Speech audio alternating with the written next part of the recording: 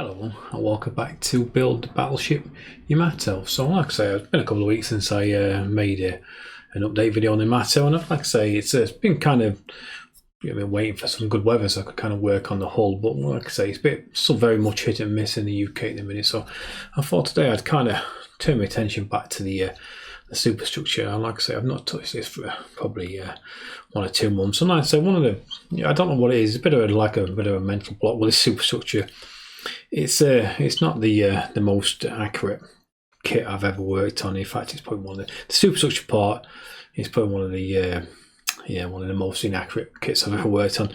There's so much work involved. Like I say, just to get all these individual parts to fit this. Like I say, there's so much work. But like I say, I thought I'd best to kind of crack on a little bit and just try and persevere and try and do the best I can. So like I say, so in today's video that you're going to watch now, I've just been working on adding these little vent grills and a couple of other more parts as to the superstructure. That obviously, like I say, same again as you're going to see in the video.